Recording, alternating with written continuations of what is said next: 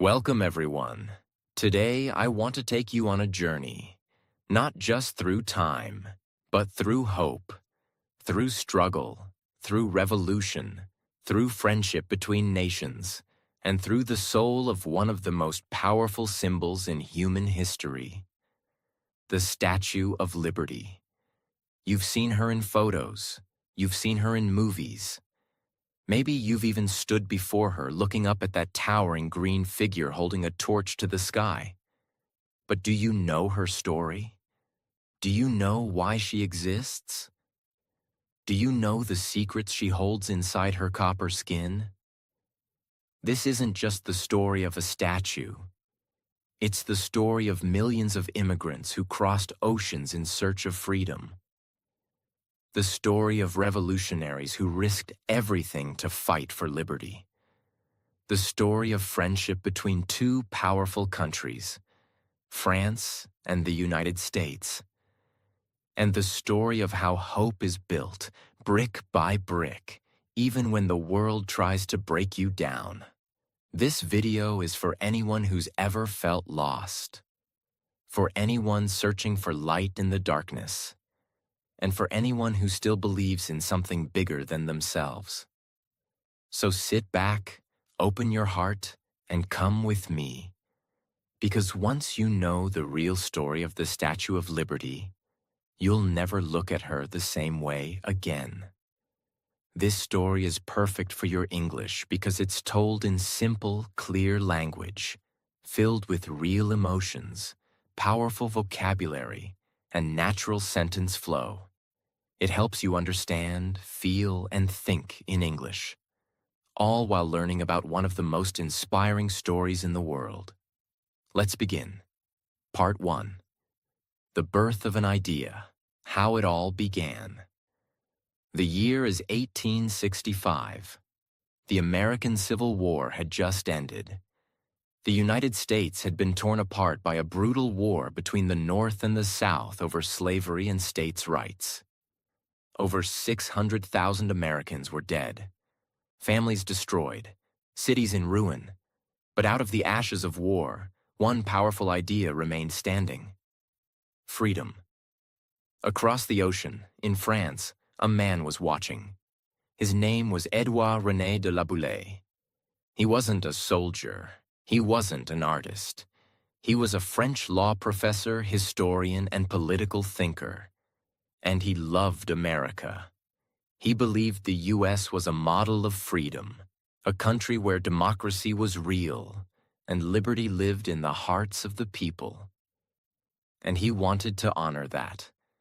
So in 1865, he spoke these words: "If a monument should rise in the United States as a memorial to their independence, I should think it only natural if it were built by united effort, by both France and America." Those were the first sparks. But at the time, it was just an idea. There was no statue, no design, no money, just a dream. But dreams, like freedom, are powerful. A few years later, La Boulaye shared his idea with a young French sculptor named Frédéric Auguste Bartholdi.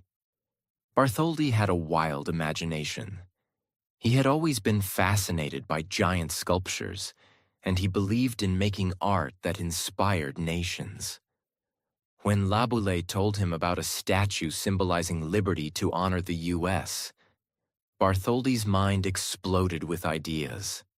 He imagined a colossal woman, dressed like a Roman goddess, holding a torch in one hand, a tablet in the other, wearing a crown with 7 rays, like the sun shining over the 7 continents and 7 seas. This would not be just another statue. It would be a beacon of hope. In 1871, Bartholdi took a ship to America. He visited cities, talked to politicians, studied American culture, and he fell in love with New York Harbor. When he saw Bedloe's Island, a small island in the harbor, he knew it. "This is the place," he said, "the gateway to America. The statue must stand here." Why? because it was the first thing immigrants would see when they arrived in the USA, like a welcome, a promise. But there was a problem. Money. Building such a massive statue was insanely expensive. So they made a deal. France would fund and build the statue. America would fund and build the pedestal it would stand on. But easier said than done. In France, people were struggling with political chaos and poverty.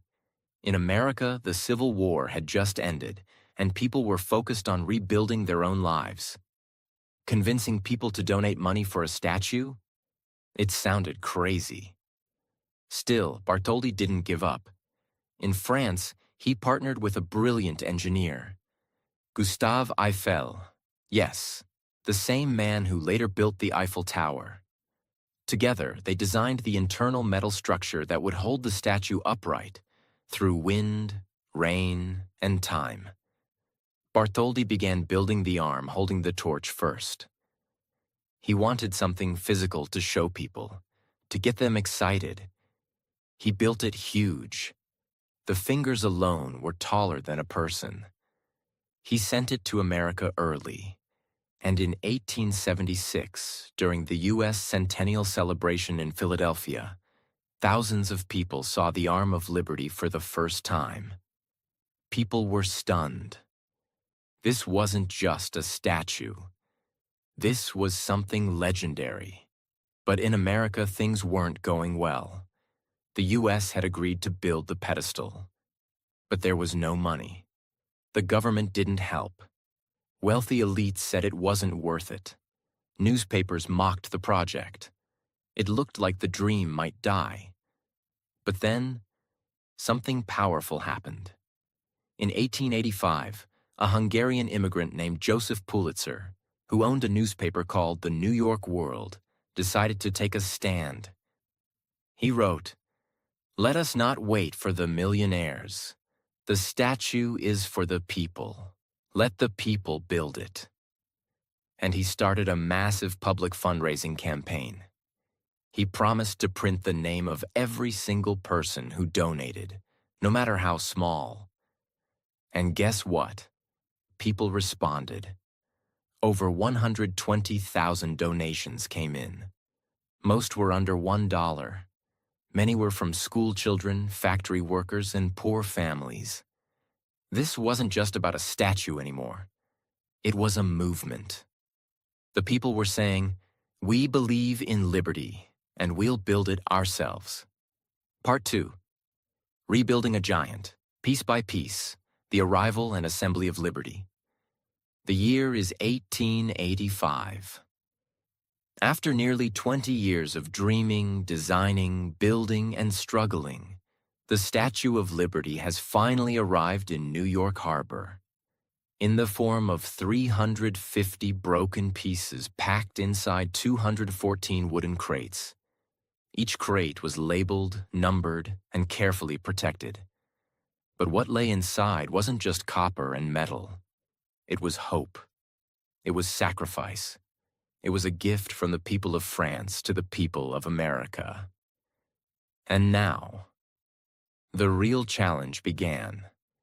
How do you build a 151-foot statue from 350 parts? This wasn't just construction. It was one of the most complicated, risky, and emotional architectural projects in American history. Here's the heartbreaking part. When the statue arrived, the pedestal wasn't finished yet. The very platform where she was supposed to stand was still under construction. Why? Because even though thousands of Americans had finally donated after Joseph Pulitzer's campaign, the money had come in late and the construction had been delayed. So the crates filled with pieces of the Statue of Liberty had to be stored for months, waiting, hoping, rusting. Think about that. This grand symbol of liberty was lying in storage, hidden from view, silent, waiting for the world to see her. It was almost like a metaphor. Liberty exists, but sometimes the world isn't ready to receive her. After months of hard work, stone cutting, and construction, the pedestal was finally completed in April 1886. It was a powerful base, about 89 feet tall, made of granite and concrete, designed to support the massive weight of the statue. Now, the most difficult work began. They had to assemble the statue, one giant piece at a time, on Bedloe's Island, using scaffolding, cranes, manpower, and unbreakable patience. Bartholdi returned from France to supervise the entire assembly. First came the iron frame designed by Gustave Eiffel. This inner structure was like a metal skeleton, engineered to support the outer copper skin of the statue, and to withstand the wind, storms, and vibrations for hundreds of years. Then, piece by piece, they began attaching the copper plates. Her feet were anchored first, resting on a broken chain, symbolizing freedom from tyranny. Her legs and robe came next, formed by dozens of massive curved copper sheets. Then her torso, the tablet she holds in her left hand, inscribed with the date of American independence, July 4th, 1776. Then her right arm, raised high, holding the torch, which would one day shine as a beacon of hope to millions. And finally, her head, crowned with 7 rays, representing the 7 continents and 7 seas, a gift for all the world, not just one nation. The crown itself had 25 windows, symbolizing the jewels of freedom and the way light shines through liberty to guide the world. Imagine the emotion of that moment. Every time a piece was lifted into place, it wasn't just an act of construction. It was a message being written across the sky. Behind this historic assembly were the real heroes. The immigrant workers, iron workers, builders, and laborers who risked their lives to put the pieces together. They climbed dangerous scaffolding, handled heavy copper panels, and followed detailed instructions to ensure every curve, every bolt, every seam was perfect. Many of these workers were immigrants themselves, Irish, Italian, German, Eastern European. The very people who would look up at the statue and see a symbol of their own hope. They weren't building someone else's dream. They were building their own future. With their hands, with their sweat, with their courage. Few people know this, but the Statue of Liberty has hidden rooms and staircases inside. As the pieces were assembled, a spiral staircase was installed inside the statue, climbing all the way from the pedestal to the crown. 354 steps in total. There was also a secret room inside the torch, a place that once offered one of the most stunning views of New York Harbor. In fact, for a few years, visitors could actually climb up and look out from the torch itself, until it was closed in 1916 after an explosion during World War I damaged it. Even today, the torch room remains closed to the public, a reminder that liberty must be protected, sometimes from the world itself. After months of backbreaking work, the statue was finally complete.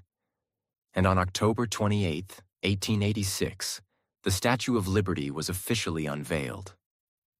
The day was cold, windy, but the streets of New York were filled with joy. Boats gathered in the harbor. Thousands of people watched from the shore.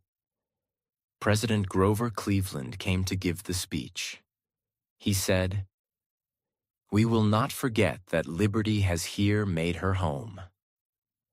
As the French and American flags covering the statue were pulled away, revealing her full glory, the people cheered like never before. Church bells rang, cannons fired, There was a parade 5 miles long. It was one of the first times in history that ticker tape was thrown from windows, a celebration technique that would become iconic in American parades. That day, Liberty became more than a statue. She became a living symbol. A symbol of freedom, of unity, of struggle, of the idea that no matter where you come from, you deserve a chance to be free. In the years that followed, the Statue of Liberty became the first thing immigrants saw when they arrived in America. Imagine being a poor man from Italy, or a mother from Poland, or a boy from Ireland. You've left behind everything. You're on a ship for weeks. You're scared, tired, hungry. And then, you see her, that tall figure holding her torch up high, telling you, you are welcome here. You are free now. Many immigrants cried when they saw her. Some knelt down, some whispered prayers, some kissed the ship's railings. Because for them, she wasn't just a statue. She was a mother, a protector, a promise. Here's a difficult truth. When the Statue of Liberty was unveiled, not everyone in America was free. African Americans were still fighting racism and injustice. Women did not have the right to vote. Native Americans were being pushed off their land. Chinese immigrants were being banned from entering the country. So some people looked at the statue and said, "She holds a torch of liberty, but not all of us can stand in her light." And they were right. But the beauty of liberty is this: it doesn't demand perfection. It invites progress. The Statue of Liberty became not just a celebration of freedom, but a challenge to make that freedom real for everyone. When the Statue of Liberty was unveiled in 1886, she stood proudly in New York Harbor, a magnificent gift from France, a symbol of friendship, liberty, and democracy. But in truth, most people didn't fully understand what she meant yet. To many, she was just a beautiful statue. To others, just a symbol of American independence. And to some, she was just a tourist attraction. But that was about to change. Because sometimes, a single piece of writing can change the meaning of an entire monument. In 1883, 3 years before the statue even arrived in America, a young Jewish-American poet named Emma Lazarus was asked to write a poem for an art auction that was raising money for the statue's pedestal. Emma was the daughter of immigrants. She had seen poor Jewish refugees escaping persecution in Russia and Europe. She had seen their pain, their hunger, their fear. When she was asked to write something for the auction, she didn't write about politics. She didn't write about France or America. She wrote about immigrants. She wrote about the unwanted, the tired, the lost. She gave the Statue of Liberty a new voice, the voice of a mother welcoming her children. Her poem was called "The New Colossus." It said, "Give me your tired, your poor, your huddled masses yearning to breathe free, the wretched refuse of your teeming shore. Send these, the homeless tempest-tossed, to me. I lift my lamp beside the golden door." Those words weren't carved on the statue when it was built. In fact, after the auction, Emma Lazarus's poem was mostly forgotten. She died young, just a year after the statue was completed. But her poem, it would not die. Years later, as America saw millions of immigrants arrive, mostly poor, mostly from war-torn or famine-struck countries, people began to realize that the statue meant more than politics or diplomacy. It was about opportunity. It was about a second chance. It was about light in the darkness. And it was Emma Lazarus's poem that gave people the words to describe what they were feeling. In 1903, nearly 20 years after she had written it, the poem was engraved on a bronze plaque and placed inside the pedestal of the Statue of Liberty. And from that moment on, the statue's meaning changed forever. She was no longer just a monument. She was a mother to exiles, a light for the forgotten. Just a few hundred meters from the Statue of Liberty lies Ellis Island, which, starting in 1892, became the main immigration station for the United States.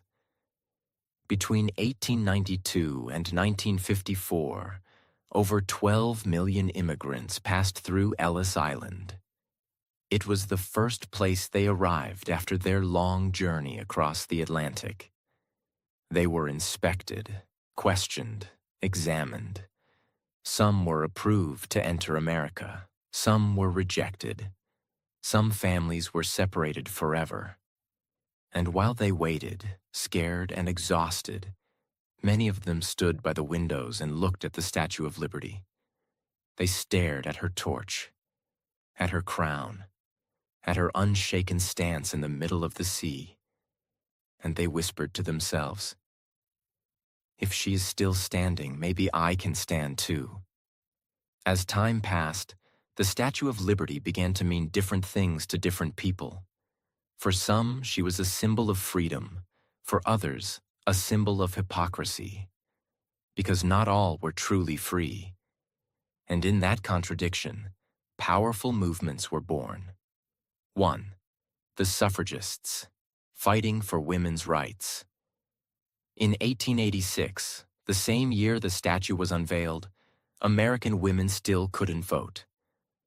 A group of brave suffragists, women demanding voting rights, sailed out into the harbor on the day of the unveiling. They weren't celebrating. They were protesting. They released a statement saying, "She may represent liberty for men, but she does not represent liberty for women." Their courage sparked conversations across the country, and though it took decades, women finally won the right to vote in 1920. But the statue had already become part of their fight. 2. The African American struggle. After the Civil War, slavery was abolished, but freedom was not equal.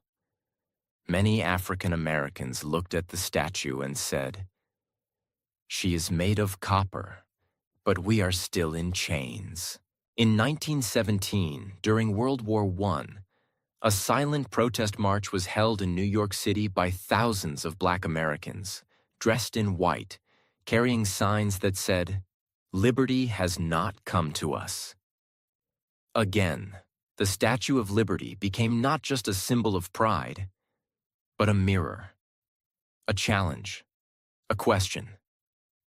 What kind of liberty do we really believe in? 3. The World Wars. Liberty under attack. During World War I and II, the Statue of Liberty became a powerful symbol of the fight against tyranny. Posters showed her image being chained, burned, or broken by enemies of freedom. She represented what was at stake. And after the war ended, when the United States helped rebuild Europe and welcomed refugees, many of them saw the statue and thought, "I have reached the land of hope." 4. The Civil Rights Movement. In the 1960s, during the Civil Rights era, the statue became part of the language of change once again. Martin Luther King Jr. often spoke about freedom and justice, and his words echoed the very torch liberty held. In 1965, President Lyndon B. Johnson signed a law that ended racist immigration quotas, opening the doors to millions of immigrants from Asia, Africa, and Latin America. That same year, he stood near the Statue of Liberty and said, "Our beautiful lady stands for the idea that liberty should belong to all." When the statue arrived from France, she wasn't green. She was a shiny reddish-brown, the natural color of copper. But over the years, rain, wind, and air caused the copper to oxidize, creating a green outer layer called patina. By 1920, the entire statue had turned that iconic green-blue color we know today. At first, people wanted to clean it. But later, they realized the patina actually protected the statue from corrosion. So they let it stay. Her color changed, just like America itself. But her meaning only became deeper. By the 1980s, after nearly 100 years of standing tall, the Statue of Liberty began to show signs of damage. The torch had leaked. Rust had eaten parts of the iron skeleton. The staircase was unsafe. The flame had stopped shining brightly. America realized something terrifying. Even liberty can die if we don't take care of it. So for her 100th birthday in 1986, a massive restoration project began.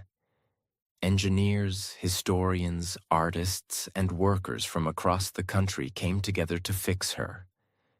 They removed the original torch and replaced it with a new one, covered in 24-karat gold, which now shines in the sunlight.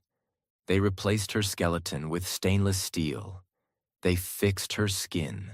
They cleaned her body. And on July 4th, 1986, in one of the biggest celebrations in U.S. history, complete with fireworks, music, and world leaders, the Statue of Liberty was reborn. It was not just a birthday. It was a recommitment to freedom. Part 3. Liberty in the Modern World. Threatened, loved, and reborn. Again. As we left off, the Statue of Liberty had just turned 100 years old in 1986. She had been restored, cleaned, given a new torch, glowing bright with 24-karat gold. She stood once again as a proud, shining symbol of freedom and hope. But the world was changing fast, and even Lady Liberty could not escape the storms that were coming. After the celebration came the fear. 9/11. On September 11th, 2001, the world watched in horror as 2 planes crashed into the World Trade Center towers in New York City. Thousands died. The city was shaken. The world changed forever. And just a few miles away from Ground Zero, standing in silence across the water, was the Statue of Liberty. She had survived. But something deep had changed. Suddenly, the symbol of freedom was also a target. And with that came fear. For the first time in decades, the Statue of Liberty was completely closed to the public. The island was shut down. The statue's doors were locked. The crown, the torch, even the base. No visitors allowed. For months, she stood alone. Quiet, still, surrounded by security boats and silence. It was painful, but necessary. Because freedom doesn't just mean being open. It also means protecting what matters. Reopening with caution, security becomes part of liberty. Eventually, in 2004, the pedestal reopened. In 2009, after careful redesign and improved safety measures, the crown was reopened to a limited number of visitors per day. But the torch, once open in the early 1900s, remains permanently closed to this day. Too dangerous. Now visiting the Statue of Liberty means going through airport-style security checks, background reviews, and guided access. Some people say this ruins the magic, but others say it proves just how valuable liberty is. We're willing to protect it with everything we've got. Even Lady Liberty needs guards. Even freedom needs boundaries, not to limit people, but to preserve the light. Liberty in pop culture, from hope to warning. As the years passed, the Statue of Liberty appeared everywhere. in movies, books, songs, cartoons, and advertisements. Sometimes she was shown as a symbol of triumph, but often she was shown as a warning.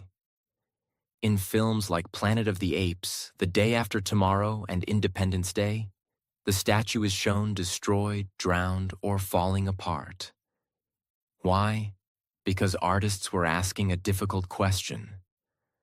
What happens to a world where liberty is forgotten? They weren't attacking the statue. They were reminding us. She can fall if we don't protect her, if we forget her meaning. In art, she became a mirror of our fears, but also a reminder of our duty to protect what matters. A new immigration crisis and a new meaning. In the 21st century, the world saw a new wave of refugees and immigrants from Syria, Afghanistan, South America, Africa, and more. Many were fleeing war, poverty, and persecution, just like the immigrants of the 1800s. And once again, eyes turned toward the Statue of Liberty. People asked, does she still welcome the poor? Is she still a mother to the homeless, the tired, the desperate? Does that golden lamp still shine at the golden door? Some people wanted stricter immigration laws. Others wanted open arms for everyone. In the middle of the arguments, one image stood tall and silent. Lady Liberty. She didn't speak. She didn't choose sides. But her torch still burned, and her message was still engraved in bronze. Give me your tired, your poor, your huddled masses yearning to breathe free. In a time of division, she reminded us of who we were meant to be. A nation of immigrants, a land of opportunity, a place where freedom wasn't earned by birth, but by courage. The human experience. What it feels like to visit her today. Now let's shift from politics and history to something more personal. Let's talk about what it actually feels like to stand at the feet of the Statue of Liberty. For millions of people, visiting her is a lifelong dream. The journey begins early, taking a ferry boat from Manhattan or New Jersey. As the boat glides across the harbor and you start to see her figure growing on the horizon, there's a moment of silence on the deck. People get quiet, children stop talking, eyes widen, and then she's there, tall, calm, watching over the water like a guardian angel. You step onto Liberty Island, and as you walk toward her, you feel tiny, not just in size, but in time. You realize how many generations have walked here before you, how many hopes she's carried, how many prayers she's heard. Inside the pedestal, there's a museum, showing the full history of the statue. You see the original designs, old photos, broken chains from her feet. You see the old torch kept behind glass. You see the names of the people who built her, and the faces of immigrants who saw her from the ship. Then, if you're lucky enough to have a ticket, you climb the 354 narrow steps, inside her body, all the way up to the crown. It's hot, it's tight, it's exhausting. But when you reach the top, you look out through the small windows in her crown, and in that moment, you see the city, the bridges, the water, the sky.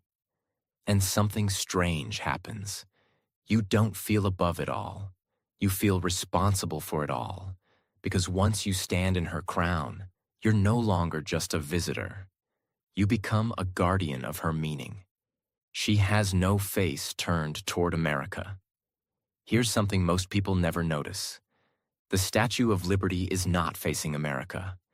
She is turned outward, toward the sea, toward the immigrants, toward the unknown, toward the rest of the world. It's as if she's saying, "Come, I'm here for you. I will not turn my back." She's not here to celebrate the past.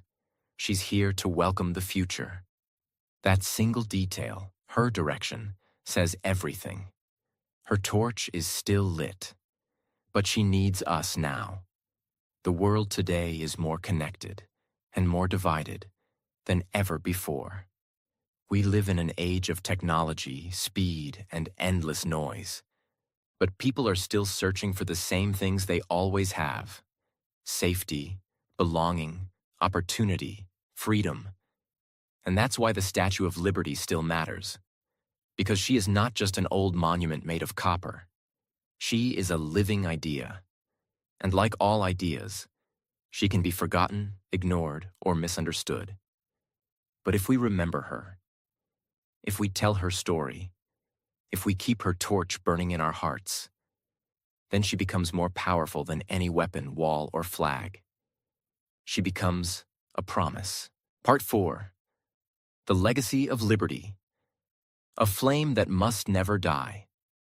The Statue of Liberty is still standing. After storms, wars, protests, attacks, and time itself, she is still standing. She has outlived presidents, witnessed revolutions, and welcomed generations of strangers who became citizens, workers, artists, builders, soldiers, and leaders. But now we must ask the most important question of all. What does she mean today? And what will she mean in the next 100 years? Because a statue is only as powerful as the people who believe in it. A world full of crisis, and a torch that still shines. In today's world, people are facing some of the most difficult challenges in human history. Millions are displaced from their homes due to war, natural disasters, and violence. Thousands die trying to cross borders for a better life. Women in many countries are still denied basic freedom. Children grow up in camps, never knowing what safety feels like. And in some places, people are punished just for speaking the truth. In this world, does the Statue of Liberty still matter? Yes. In fact, she matters more than ever, because her torch isn't just for America. It never was. She stands in the harbor of New York, yes, but her message is universal. She reminds the world that freedom has a face, that liberty has a figure, that hope has a home. And it's not in money, not in power, not in buildings or weapons. It's in a statue, built by two countries, assembled by immigrants, held together by belief. The people who still cry when they see her. Every year, thousands of people stand in front of her and cry. Some are tourists, some are immigrants, some are Americans seeing her for the first time. But the tears aren't just about beauty. They're about memory, about pain, about dreams that felt impossible. Until now. A refugee from Syria once said, "I lost everything, but when I saw her, I knew I could begin again." A woman from Haiti whispered, "I told my daughter, that's what freedom looks like." A man from Sudan looked up and said, "We walked for years, and then we saw her, and we knew we had made it." These are not stories from a movie. These are real people, real lives, real emotions. And the Statue of Liberty is part of their healing. She doesn't give them citizenship. She gives them courage. Her message is silent, but her meaning is loud. Here's something to think about. The Statue of Liberty has no microphone. She has no mouth. She makes no speeches. She doesn't move. She doesn't shout. And yet, she has spoken louder than almost any leader in history. Because her power is not in words. Her power is in what she represents. She represents a world where a child can go to school safely. A mother can speak her mind without fear. A man can pray or not pray, love who he wants, work where he wants, live where he feels safe. And where opportunity is not limited by race, gender, birthplace, or language. That is not a fantasy. It's a goal, one we are still working toward. But as long as she stands, the dream is alive. A gift that changed the world. Let's never forget, the Statue of Liberty was a gift, from the people of France to the people of America. But over time, that gift grew into something bigger than anyone imagined. It became a gift to the world. A symbol for freedom fighters in places far beyond America. A light for oppressed women in nations where their voices are silenced. A reminder for young people that the world is theirs to shape. A warning to tyrants that the flame of liberty will never go out, no matter how dark the night. Her light is not American. Her light is human. If the Statue of Liberty could speak, she might say this. I am not here to say the world is perfect. I am here to remind you, it can be better. She is not a celebration of what was. She is a challenge to create what should be. And that's what makes her eternal. Because every generation must decide, will we protect liberty? Will we welcome the stranger? Will we speak up for the silent? Will we fight for justice, even when it's hard? If the answer is yes, even a small yes, then her torch burns brighter. But if the answer is no, then we let the light go out. The statue will still stand, but the idea will be in danger. At the end of this story, we must realize something powerful. The Statue of Liberty is not finished because her job is not done. She needs people, like you, like me, to carry her torch forward. And that doesn't always mean changing the whole world. Sometimes it just means being kind to someone who is different from you, listening before judging, giving when it's hard, standing up when it's easier to stay quiet, learning, growing, believing. Her torch is not heavy. It fits in your heart. And once it's there, it lights up not just your life, but everyone around you. Imagine a small boat in the middle of a huge ocean. Dark night, cold wind, no direction. On that boat is a mother holding her baby. She's lost her home, her husband, her past, but she hasn't lost one thing: hope. And then, in the distance, she sees it. A light, not from a city, not from a ship, from a statue, standing tall, holding a torch, telling her, "You are not forgotten. You are not unwanted. You are welcome." That is not a fairy tale. That is the story of millions of real people. And that is why the Statue of Liberty is one of the greatest creations in human history. She is not just made of copper and steel. She is made of sacrifice, struggle, dreams, and love.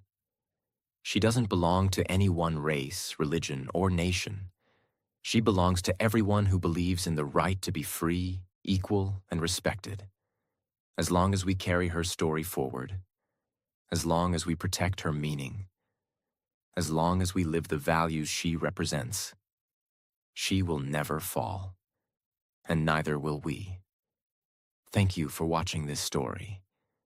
If it touched you, if it made you feel something, if it reminded you of what really matters, then please share it, because some stories must not be forgotten. And this is one of them. Subscribe to our channel for more true stories that light a fire in your heart, just like this one. Because you deserve stories that matter, and the world deserves more light. The torch is now in your hands. Don't let it go out.